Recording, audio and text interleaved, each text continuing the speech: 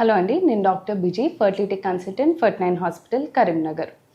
So ఎటువంటి సమస్యలు వస్తే పిల్లలు పుట్టే అవకాశాలు తగ్గొచ్చు ఆర్ మనకొక సిగ్నల్ బాడీ అనేది ఎప్పుడు ఇస్తుంది, ఇన్ఫర్టిలిటీ అనేది రావచ్చు అనేది ఎప్పుడు అనిపిస్తుంది, దీని గురించి మాట్లాడుకుందాం.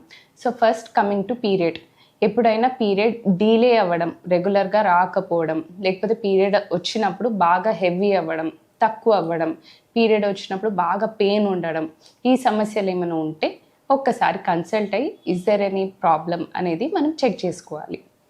రెండోది, మీకు ఒకవేళ బీపీ ఉంది, షుగర్ ఉంది, థైరాయిడ్ ప్రాబ్లం ఉంది, ఇట్లాంటిది ఏమైనా ఉంటే మాత్రం అవన్నీ కంట్రోల్లో ఉందా లేదా చూసుకోవాలి. బికాస్ ఈ మెడికల్ ప్రాబ్లమ్స్ ఉన్న వాళ్ళకి ఇన్ఫర్టిలిటీ ప్రాబ్లం అనేది కొంచెం యాడ్ ఆన్ అవ్వచ్చు.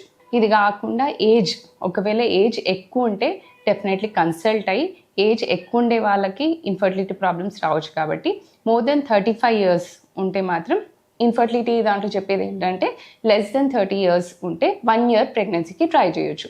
అదే లెస్ దెన్ 35 years అయితే 6 months వరకు వెయిట్ చేయొచ్చు. మోర్ దెన్ 35 years డెఫినెట్లీ చూయించుకోవాలి. సో ఏజ్ పరంగా కూడా ఇవి చూసుకోవాలి.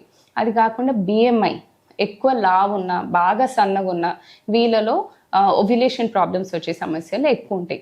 సో వీళ్ళు కూడా ఒకవేళ బిఎంఐ ఎక్కువ ఉన్న వాళ్ళు కానీ తక్కువ ఉన్న వాళ్ళు కానీ ఉంటే డెఫినెట్లీ ఓవ్యులేషన్ కరెక్ట్ అవుతుందా లేదా అనేది ఒకసారి చెక్ చేసుకుంటే బెటర్.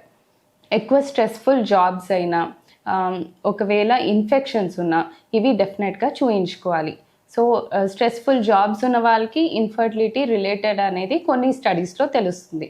సో ఒకవేళ you are facing more stress అనుకోండి, try to meditate and decrease the stress and then plan for pregnancy. Stress లెవెల్ని తగ్గియడానికి మీకు ఏదేది హెల్ప్ చేస్తుందో తెలుసుకొని, అది యోగా కానీ, ఎక్సర్సైజ్ కానీ, లేకపోతే ఒక లీజర్ అవుటింగ్ కానీ, వాట్ ఎవర్ ఇట్ ఈస్, అవి తగ్గిస్తూ, స్ట్రెస్ లెవెల్ని తగ్గిస్తూ ప్రెగ్నెన్సీకి ప్లాన్ చేయండి.